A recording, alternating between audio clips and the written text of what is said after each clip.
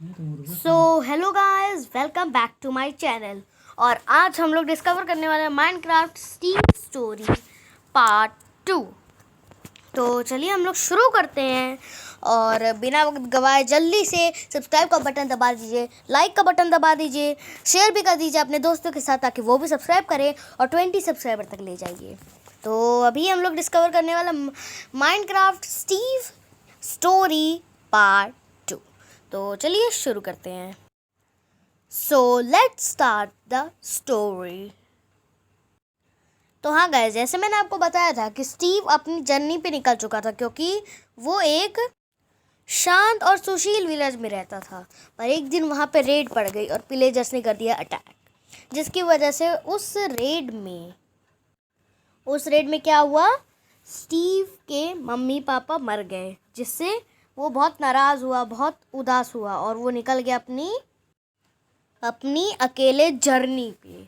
तो जैसे कि आपको पता है, जब वो जर्नी पे था अपने, तो उसे एक विच हट मिला था, उसमें जो विच थी वो स्टीव को पाल लेती है।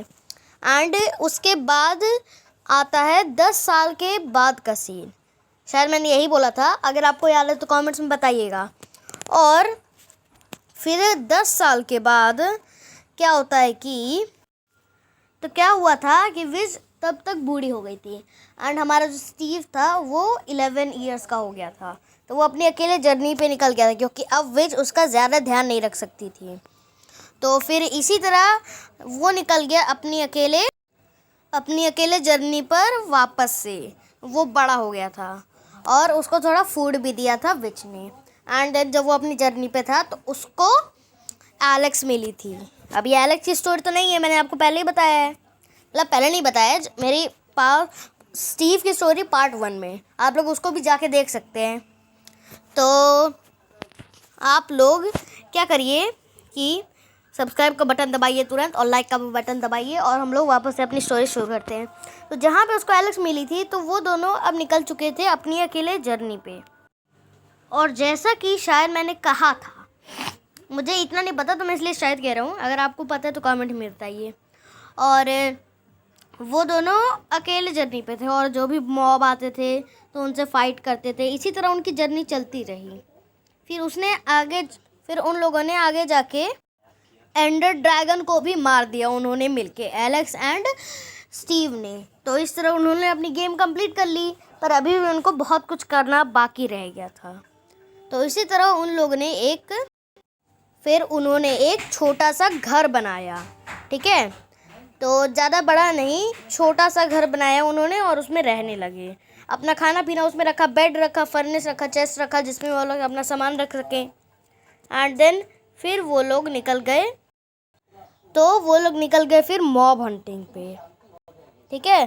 फिर उसके बाद जब उन लोग मॉब हंटिंग कर ली तो वो लोग निकल लिए फिर से अपनी जर्नी के लिए। अब जर्नी के दौरान उन्हें फिर से एक और विच हट मिला, पर वो विच दयालु नहीं थी, वो उन्हें मारना चाहते थे।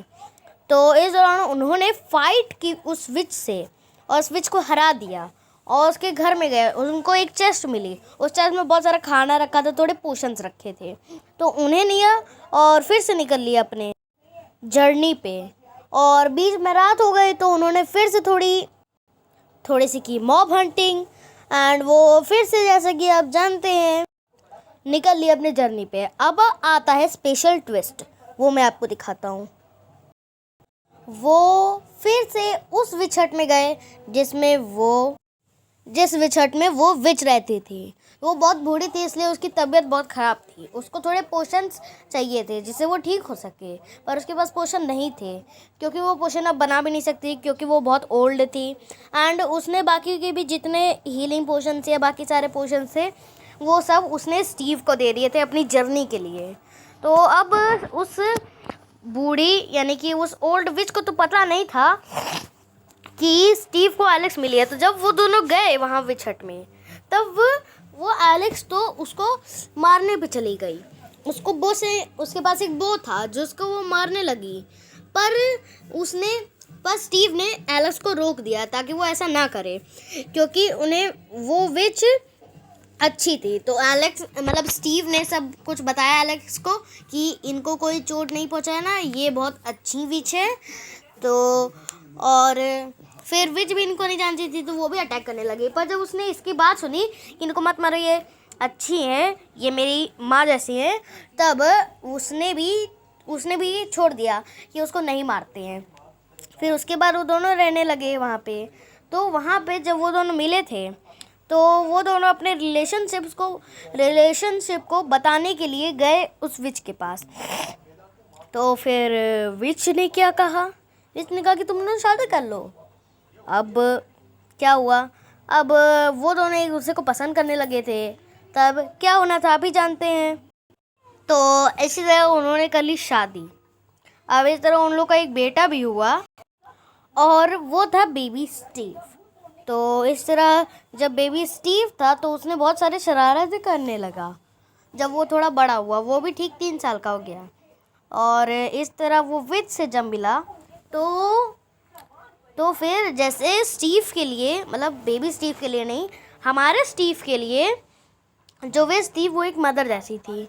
तो उस तरह से जो बेबी स्टीव था, अब स्टीव तो उसका फादर था, तो स्टीव ने उसको ये बोला कि बेटा तुम इनको अपनी ग्रैंड मदर समझो, यानी कि इनको दादी बोलो।